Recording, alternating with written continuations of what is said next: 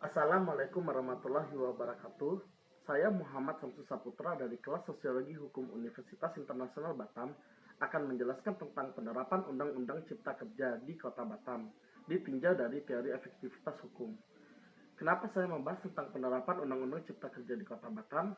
Karena Kota Batam ini sendiri adalah sebuah kota pariwisata yang secara khusus merupakan wilayah perdagangan bebas dan juga pelabuhan bebas yang tentu saja memiliki sangat banyak tenaga kerja yang akan terdampak dari terciptanya Undang-Undang Cipta Kerja ini sendiri. Kenapa saya membahas tentang Undang-Undang Cipta Kerja? Karena ini merupakan adalah undang-undang baru pada tahun 2020. Kemudian kenapa saya meninjaunya dari teori efektivitas hukum? Karena landasan yang akan saya gunakan dalam membahas tema ini sendiri berasal dari sosiologi hukum. Karena itu saya menggunakan teori yang relevan, yaitu teori efektivitas hukum dari Sujono. Baiklah, sebagai pendahuluan, saya akan membahas tentang Dasarun, yaitu harapan seharusnya yang diinginkan dari Undang-Undang Cipta Kerja ini. Undang-Undang Nomor 11 Tahun 2020 tentang Cipta Kerja ini sendiri bertujuan untuk 1. Memenuhi hak warga negara atas pekerjaan dan penghidupan yang layak bagi kemanusiaan melalui cipta kerja. Kedua, menyerap tenaga kerja Indonesia yang seluas-luasnya di tengah persaingan yang semakin kompetitif dan tuntutan globalisasi ekonomi. Yang ketiga, penyesuaian berbagai aspek pengaturan berkaitan dengan kemudahan, pelindungan, dan pemberdayaan koperasi dan UMKM, serta meningkatkan ekosistem investasi dan percepatan proyek strategis nasional, termasuk peningkatan perlindungan dan kesejahteraan pekerja. Yang terakhir yaitu adalah melakukan perubahan atas undang-undang yang belum terwujud sinkronisasi demi menjamin percepatan cipta kerja, sehingga diperlukan terobosan hukum yang dapat menyelesaikan berbagai permasalahan dalam beberapa undang-undang ke dalam satu undang-undang secara komprehensif. Dan sekarang kita akan membahas tentang fakta yang terjadi sebenarnya dari undang-undang ini sendiri, yaitu dasarnya. Pertama, undang-undang ini sendiri yaitu Undang-Undang Cipta Kerja ini membatasi pesangon dan juga UMK. Yang kedua, Undang-Undang Cipta Kerja menyerap tenaga kerja asing sebanyak-banyaknya, bukan tenaga kerja Indonesia.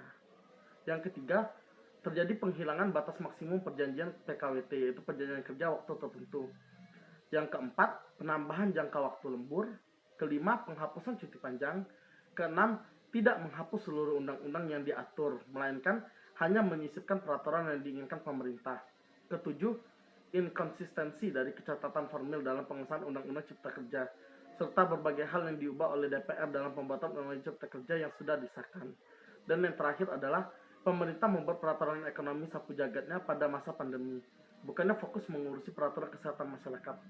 Kenapa ada jurang yang mau terpisah antara Dasolen maupun Dasen ini tentang apa yang diinginkan Undang-Undang Cipta Kerja dan apa malah yang terjadi setelah diciptakan Undang-Undang Kerja ini, baik melalui isi undang-undangnya sendiri maupun penerapannya. Itulah yang akan saya bahas dalam fokus penelitian ini sendiri. Saya ulangi lagi, yaitu adalah penerapan Undang-Undang Cipta Kerja di Kota Batam ditinjau dari teori efektivitas. Baiklah, sebagai pembahasannya, saya akan menggunakan teori efektivitas hukum dari Sujono Sukanto yang akan menilai efektif atau tidaknya suatu hukum itu dinilai dari 1. Apakah Undang-Undang Cipta Kerja telah efektif hukumnya? 2. Apakah Undang-Undang Cipta Kerja telah efektif penegak hukumnya? 3. Apakah Undang-Undang Cipta Kerja telah efektif sarana atau fasilitas pendukungnya? 4. Apakah Undang-Undang Cipta Kerja telah efektif masyarakatnya? Dan yang terakhir adalah apakah Undang-Undang Cipta Kerja telah efektif kebudayaan? Saya membahas semua pembahasan yang ada dalam teori efektivitas hukum itu, saya akan menilainya dari segi sosiologis dulu, yaitu apakah Undang-Undang Cipta Kerja ini apakah terkait dengan standar pembangunan berkelanjutan yang ditetapkan oleh PBB. Ternyata Undang-Undang Cipta Kerja ini sangat sesuai dengan tujuan 8 dari tujuan pembangunan berkelanjutan, yaitu tujuan 8 keterkaitan dengan tujuan pembangunan berkelanjutannya adalah tujuan 8 pekerjaan layak dan pertumbuhan ekonomi. Kenapa sesuai? Karena ada 3 hal dari aspek tujuan ini yang tercapai melalui Cipta Kerja. Yang pertama yaitu adalah tujuan 8 aspek kedua, mencapai level yang lebih tinggi untuk produktivitas ekonomi melalui disertifikasi, peningkatan mutu teknologi dan inovasi, termasuk melalui fokus terhadap sektor-sektor yang mempunyai nilai tambah lebih dan padat karya. Hal ini yang ada di Undang-Undang Cipta Kerja, yaitu isi undang-undangnya terfokus kepada UMKM atau padat karya. Kedua, mendorong kebijakan yang berorientasi pembangunan yang mendukung aktivitas-aktivitas produktif, penciptaan lapangan kerja, kewirausahaan, kreativitas dan inovasi, dan mendorong pembentukan dan pertumbuhan usaha mikro, kecil dan menengah, termasuk melalui akses terhadap layanan pendanaan maupun permodalan. Isi dari Undang-Undang Cipta Kerja ini, hampir seluruh yang ada dalam tujuan 8 aspek ketiga ini semuanya terpenuhi dengan keberadaan Undang-Undang Cipta Kerja. Dan yang terakhir adalah tujuan 8 aspek 6, yaitu pada tahun 2020 secara substansial mengurangi proporsi usia muda yang tidak bekerja, tidak berpendidikan, atau terlatih. Ini juga tercantum di dalam Undang-Undang Cipta Kerja karena mereka fokus untuk menciptakan lapangan kerja yang sebanyak-banyaknya bagi masyarakat Indonesia pada tujuannya, belum tentu pada kenyataannya. Kenapa begitu? Kita masuk ke pembahasan. Yang pertama, apakah Undang-Undang Cipta Kerja telah efektif hukumnya? Kita akan mencoba membahas satu persatu. Apakah keberadaan Undang-Undang Cipta Kerja ini telah memenuhi tujuan yang ingin dicapainya sendiri? Tujuan pertamanya itu adalah memenuhi hak warga negara atas pekerjaan dan penghidupan yang layak bagi kemanusiaan melalui Cipta Kerja.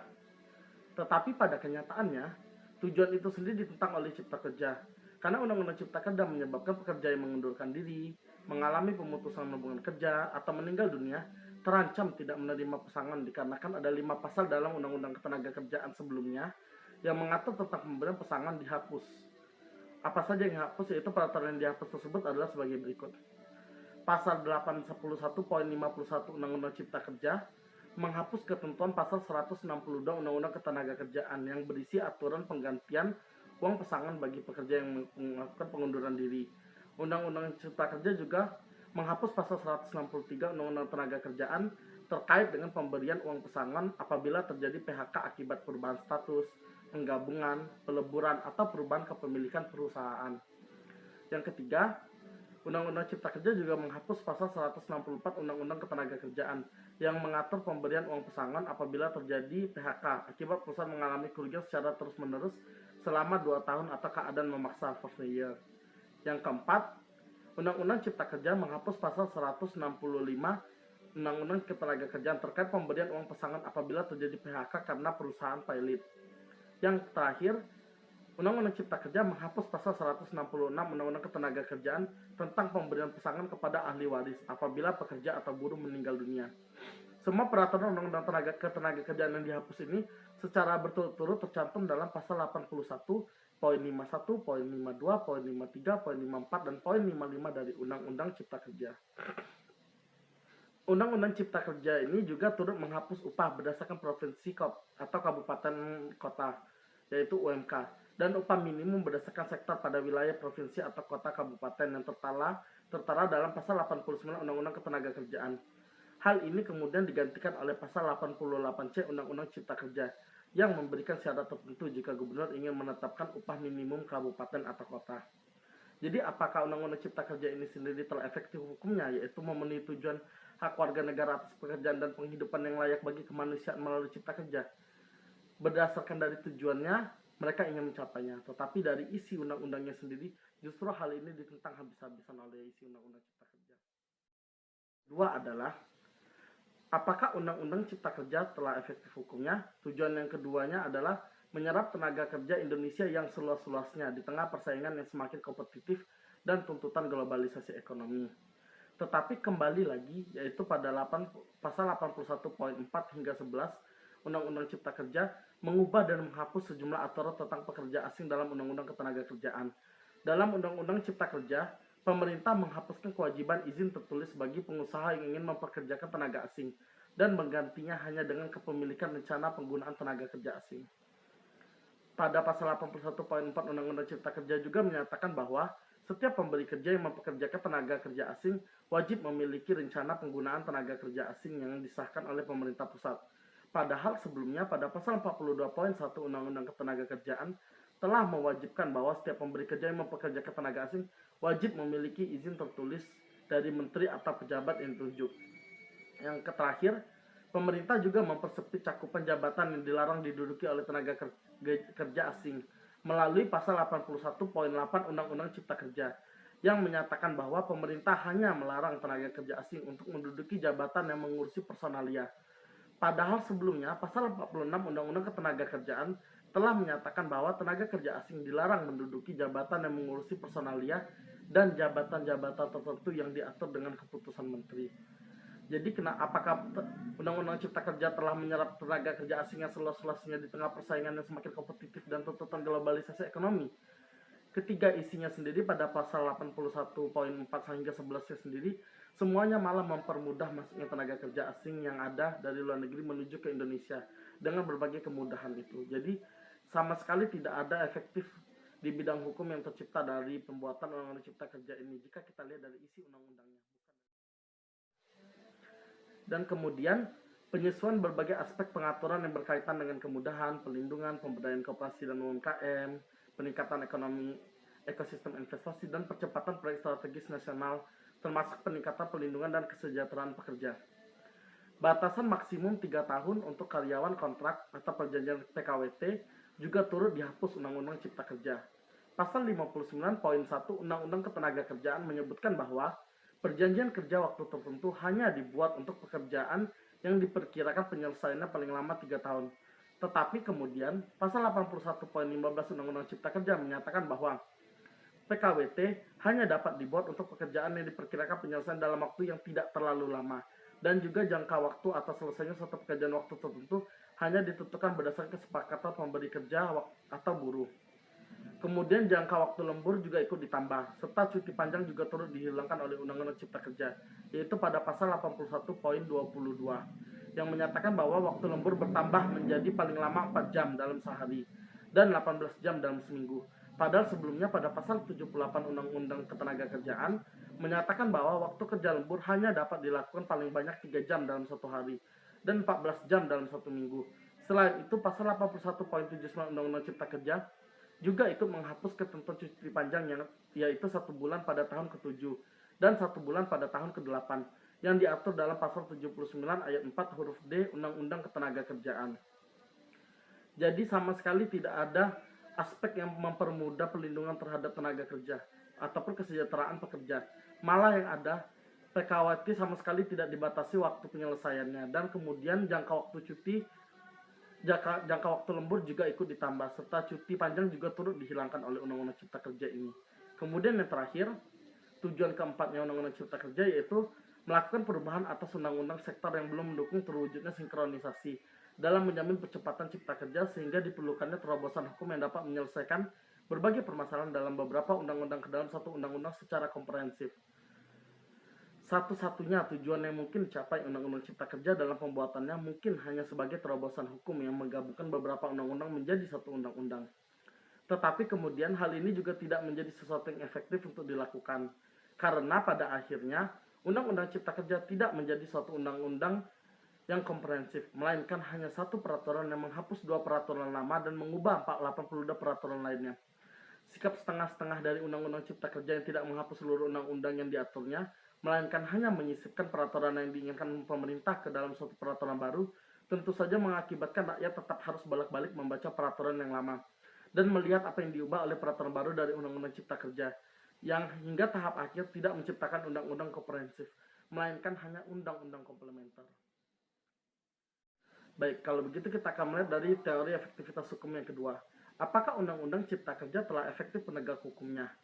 Jika kita lihat dari awal pembuatan Undang-Undang Cipta Kerja yang sangat tidak konsisten ini, bahkan hingga saat pengesahannya, tentu saja ada masalah yang muncul dari segi penegak hukum, yaitu pihak yang membentuk Undang-Undang Cipta Kerja seperti DPR maupun Presiden yang mengesahkan penerapan Undang-Undang Cipta Kerja. Sebelumnya, terdapat sejumlah draft RUU Cipta Kerja antara lain setebal 1082 halaman. Kemudian diubah lagi menjadi 905 halaman. Kemudian diubah lagi menjadi 1035 halaman. Dan terakhir diubah lagi menjadi 812 halaman. Draft Undang-Undang Cipta Kerja setebal 812 halaman itulah yang kemudian diserahkan DPR ke Presiden Joko Widodo. Tetapi hebatnya, kemudian setelah disahkan, Majelis Ulama Indonesia dan Muhammadiyah menerima naskah Undang-Undang Cipta Kerja terbaru setebal 1187 dari pemerintah, berbeda dari semua draft yang pernah dirilis selama ini.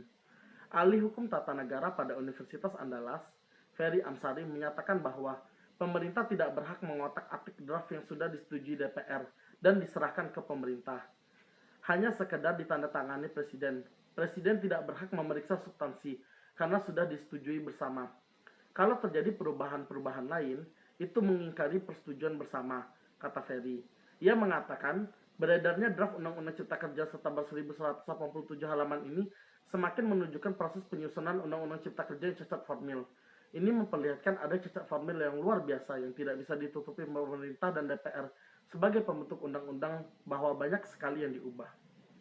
Jadi apakah Undang-Undang Cipta Kerja telah efektif penegak hukumnya? Kita lihat sendiri dari semua perubahan-perubahan draft ini. Apakah itu dinyatakan efektif? Yang ketiga, apakah Undang-Undang Cipta Kerja telah efektif sarana atau fasilitas pendukungnya? Pemerintah telah menyelesaikan 51 peraturan pelaksana Undang-Undang Cipta Kerja. Hal ini sesuai dengan ketentuan pasal 185 Undang-Undang Cipta Kerja yang mengamanatkan penetapan peraturan pelaksanaan paling lama 3 bulan sejak Undang-Undang Cipta Kerja mulai berlaku pada 2 November 2020. Secara substansi, peraturan pelaksanaan tersebut dikelompokkan dalam 11 klaster pengaturan. Tetapi, pihak pekerja merasa bahwa turunan dari Undang-Undang Cipta Kerja yang telah diciptakan sebanyak 51 peraturan pelaksana itu sendiri semakin menggerus hak-hak dari buruh yang ada di Indonesia.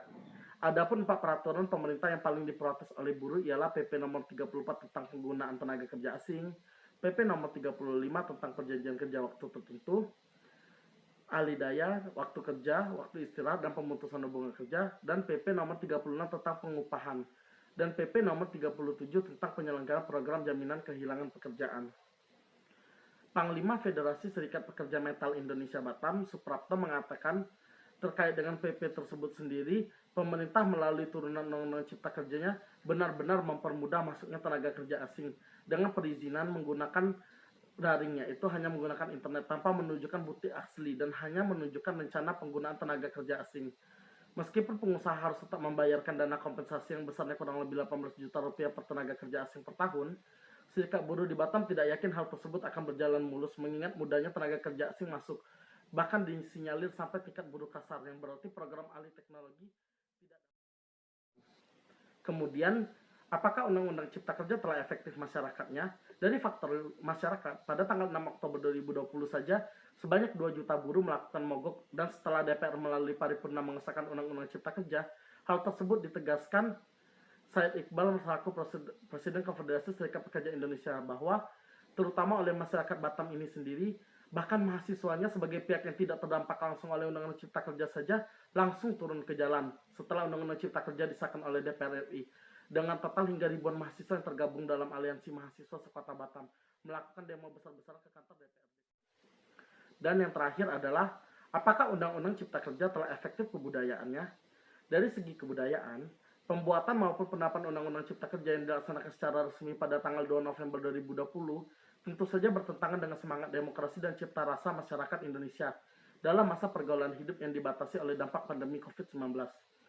Sungguh tidak masuk akal rasanya jika pemerintah selama masa pembelakuan pembatasan kegiatan masyarakat atau PPKM membuat serta mengesahkan peraturan yang secara efektif menghapus 2 peraturan lain dan mengubah 82 peraturan yang ada. Padahal dari saat pembahasan draft RUU Cipta Kerja saja sudah sangat banyak penolakan dan demo besar-besaran oleh masyarakat. Jadi sebagai penutupnya, dari pembahasan ini dapat kita tarik kesimpulan sebagai berikut dari penerapan Undang-Undang Cipta Kerja di Kota Batam, ditinjau dari teori efektivitas hukum sebagaimana dicetuskan oleh Surjono Sukanto. Yaitu yang pertama, tidak mencapai tujuan memenuhi hak warga negara atas pekerjaan dan penghidupan yang layak bagi kemanusiaan. Karena meskipun warga mendapatkan pekerjaan, tetapi pesangon dan UMK dibatasi aturannya, sehingga pada akhirnya akan merugikan penghidupan masyarakat itu sendiri ke depannya. Kemudian tenaga kerja asing diserap sebanyak-banyaknya di tengah tuntutan globalisasi ekonomi, serta terjadi penghilangan batas maksimum perjanjian kerja waktu tertentu, dan penambahan jangka waktu lembur serta penghapusan cuti.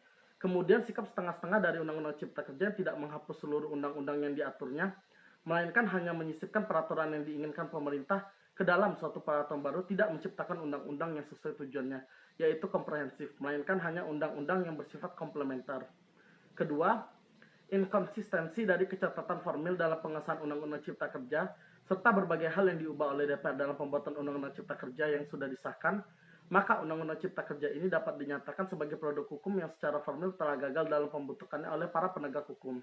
Ketiga, dari 51 peraturan pelaksana Undang-Undang Cipta Kerja yang telah diciptakan oleh pemerintah untuk mendukung penegakan Undang-Undang Cipta Kerja ini, malah pada kenyataannya sangat ditentang keras oleh masyarakat. Dari sektor Undang-Undang Ketenagakerjaan yang hanya mewakili 1 dari 84 peraturan yang disapu jagat oleh Undang-Undang Cipta Kerja, 4 dari 51 peraturan pelaksanaan Undang-Undang Cipta Kerja saja sudah sangat ditentang oleh masyarakat karena dirasa sangat merugikan tenaga kerja yang ada. Keempat, masyarakat baik yang terkena dampak langsung dari pembelakan Undang-Undang Cipta Kerja maupun yang tidak terdampak secara langsung bersama-sama sebagai subjek dari wilayah Undang-Undang Cipta Kerja diterapkan secara kompak melakukan demo besar-besaran untuk menolak pembelakan Undang-Undang Cipta Kerja. Yang terakhir, pemerintah sama sekali mengabaikan semangat demokrasi dan karsa manusia dalam pergaulan hidup dengan membuat dan mengesahkan Undang-Undang Cipta Kerja selama masa pandemi Corona yang notabene sedang terjadi PPKM. Undang-Undang Cipta Kerja juga tidak melambangkan hasil karya, cipta, dan rasa kepemimpinan, karena di masa pandemi yang seharusnya lebih fokus mengurusi kesehatan masyarakat, malah diabaikan pemerintah dengan pembuatan peraturan ekonomi sapu jagatnya yang tentu saja tidak sesuai pada waktunya. Ini saja presentasi saya tentang penerapan Undang-Undang Cipta Kerja di Kota Batam ditinjau dari teori efektivitas hukum. Mohon maaf jika ada kesalahan, dan mohon maaf jika ada kesalahan dalam penyimpulan yang saya lakukan, dan terima kasih karena telah melihat video ini sampai terakhir. Kepada Tuhan saya mohon ampun, dan kepada semuanya saya mengucapkan terima kasih.